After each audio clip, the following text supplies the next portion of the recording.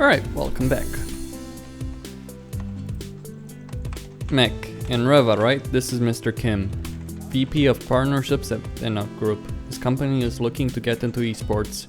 The casual timbre of her voice and the pained look on her face says it all. Do not screw this up. I tightened up my posture and lower my head in a bow at the exec. It's nice to meet you, Mr. Kim. What does your company do? And realize too late that I probably shouldn't have admitted that I've never heard of Enoch. Jet seeves through her teeth, but Mr. Kim takes my question with an easy smile and offers me his business card. I give the card a brief once over before placing it carefully in my pocket. We're in a handful of markets and offer a variety of business services, consulting, marketing, and a few other things. Oh, that sounds important. My brain hurts. And vague, though I didn't say that. Truth be told, I'm pretty much clueless when it comes to business-related things. Stunt and Reva's deer in the headlight silence isn't helping either. But it's just as Jet says, esports is a fascinating industry with strong potential for continued growth. I'm particularly interested in strategic opportunities based on its unique capabilities or abilities. I proposed the idea of sponsoring a fresh team to Enoch Sport, but for now we're just shopping around. He pauses to observe my reaction. I've got the strong feeling that this guy is pro in negotiation. As if she suspects the very same thing, Jet steps forward to prevent me from saying anything that could take away her leverage. As I've said before, we're still not ready to accept any offer. You have our interest, but we're keeping our options open for the time being. Of course, there's no rush. I merely want the chance to introduce myself. And we got plenty to discuss. Thank you for the ride, Mr. Kim. It was no trouble. We'll be in touch. And with that, the businessman departs just as quickly as he arrived. It's only once he's gone that I realize just how tense my shoulders are. That guy looks like a secret agent or an insider. Can we name our team that? Secret agents? Is this Stunt Mac? She thumps in his direction and turns back to him when I nod. Shut up, Stunt. We're probably going to have to name our team after his company. Man, I've been coming up with all kinds of mascots and taglines. Team Enoch. That's so lame. With a sigh, Stunt sinks down in his chair. Jet does her best to ignore him. So, these are the two you managed to pick up, Stunt and Reva. A cafe whelp and a ladder hero, and a literal who foreigner. Hey, I'm not just a literal who. The three of us don't have anything to say to that, so she continues. Alright, whatever, we're going to make this work one way or another. All that's left for us is to recruit a coach. Got anyone in mind? No, not particularly. VIP hasn't exactly been great for networking outside the team. They're pretty much done for as soon as I leave. The ease with which she delivers that judgment leaves me taken aback. I guess if she's going to sever ties with her old teammates, she can't afford to second guess herself, a brutal and unfortunate necessity. How did you know Mr. Kim then? We've only just met. I asked around if anyone knew of a decent sponsorship opportunities, and an old Brudor friend pointed me in his direction. Fortunate, the coach should be relatively easy to acquire with word that the sponsor is ready to back us. Reva stares unblinking at no one in particular. It's a little bit creepy just how calculating she looks. Right, anyway, I can handle the rest. You three just need to focus on practice. You hear me? Yep. Yes. Yeah. Good. I'll keep you posted on developments. If everything goes as planned, we'll be registered and ready to rock by week's end. The next VSTL starts 2 weekends after that. The fire burning in Jet's eyes is a refreshing sight. I can only promise so much to Stunt and Reva, but for them to see a proven player like Jet can get behind the teams has to be motivating. I need to get back to the VIP team house. It's about time I let them know that I'm not resigning. Mac, give these two my number. Text me if you need something. Before I can even respond, Jet is halfway to the door. Rather than dwell on her words or sit in silence, Stunt pounds to his feet and clenches a fist forward. You heard her, chumps. More practice. I'm afraid not. I'm getting home. Jet is not the only one with preparations to make. Yeah, same. Don't let us stop you, though. Fine. Let it be known that when I begged and pleaded for practice partners, I was cruelly denied by my own teammates. Oh boy. Stunt's theatrical complaints don't end until I follow Rev out onto the street. Through the door's window, he gives us a sour face and then returns to his PC. He's a bit childish. No shit. Well, he's still a kid. The two of us start heading in the same direction by coincidence. No, neither of us bring it up as we share a simple conversation. I ask about her build orders, and she asks me about foreign tournaments. Reva reacts with surprise when I inform her on the antics of foreign FPS pro gamers. Would shouting insults at each other mid-match not disrupt their ability to communicate? No idea, all I know is that they get loud enough to hear from the open bracket area. Curious. Our small talk is cut short when she heads for a subway tunnel located along my route home. Just before she descends the tile steps, Reva turns and offers me a rare smile. Goodbye, Mac. It was nice to meet you. Bye, catch you online. She's gone. I'm left to think over the day's events alone. Mr. Kim and this is all too good to be true. Feels right to be wary. Too many aspiring pro gamers have had their fledgling careers dashed to pieces by stupid mistakes and broken promises. I can't let myself be one of them. Maybe I have earned the chance to rest to congratulate myself, but I won't. Not yet.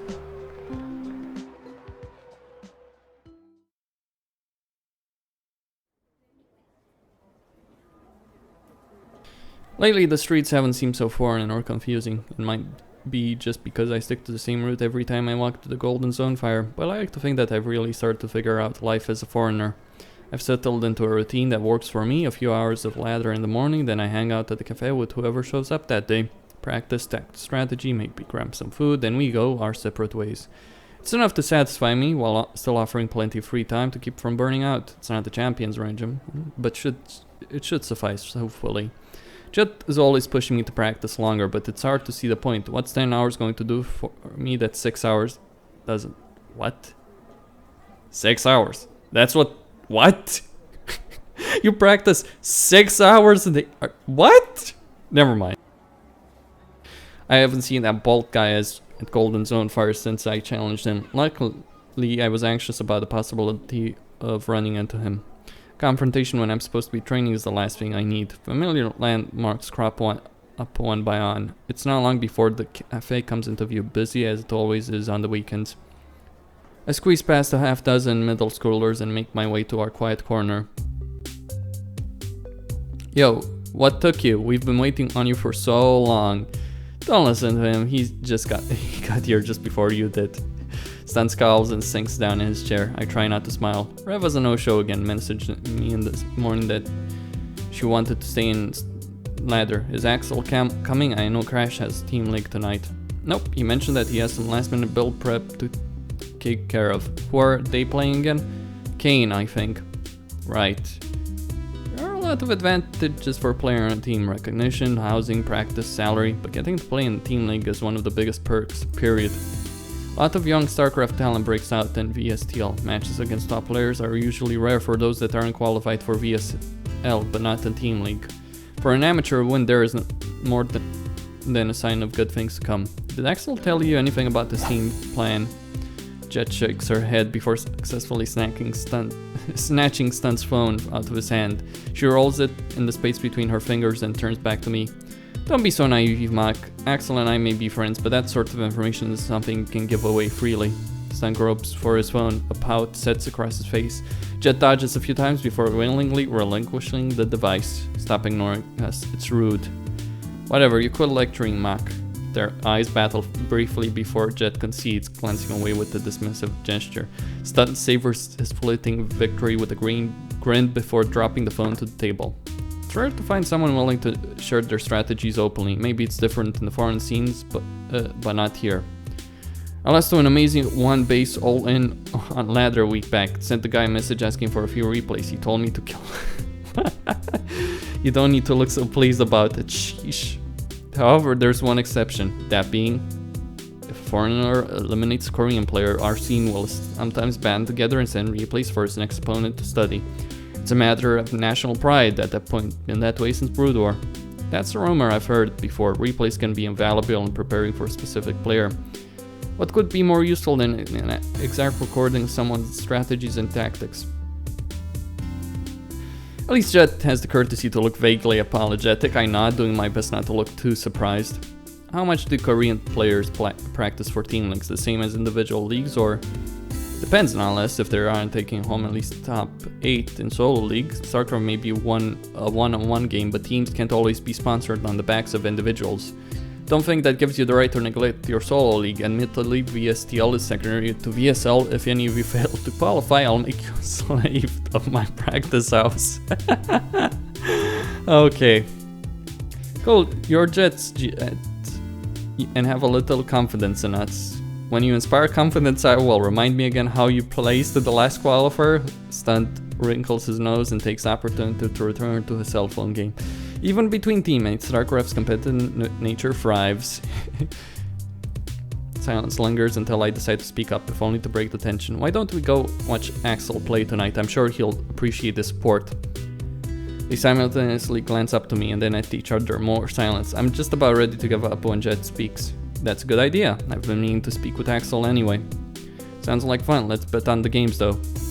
Gambling! I shouldn't be surprised. You play Protoss after all. Oh yes, the Protoss gambling. 25,000 on Crash. I'll take that bet any day. Wait, I'm not done. 25,000 on Crash, but if Axel all kills, you pay double.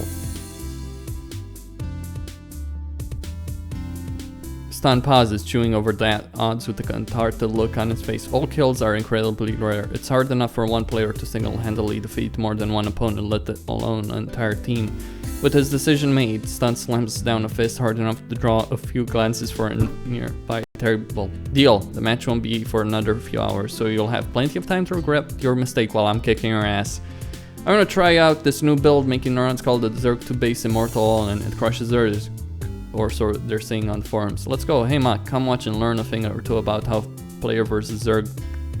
How to play Protoss versus Zerg like pro. That's useless to me, and I need to message Rev anyway.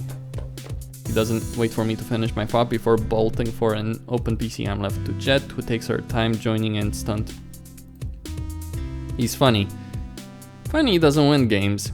Jet seems conspicuously pensive as she rises to head over to the machine. Just as she turns to leave, she stops and looks back at me. Mac, do you think that teammates have to be friends? What do you mean? That question is straightforward. Yes or no? Do teammates need to be friends? Nope. Teammates should be civil, but it isn't necessary that they should be friends. I agree, the goals of a friendship and the goals of a team don't always align. They can complicate things and make life more difficult for everyone. If only more people saw it that way. Esports is a game for people afraid to face the real world. Too many losers retreat to Starcraft and expect everything outside of the game to be easy and fun. People like that aren't out for esports or anything really, or cut in for esports. In any case, you did well to recruit Stunt and Riv. I appreciate it. I'll take care of the rest. Be around for Golden Zone Fire every single day for the next week or so, and practice a lot. She answers my nod by taking off in Stunt's direction.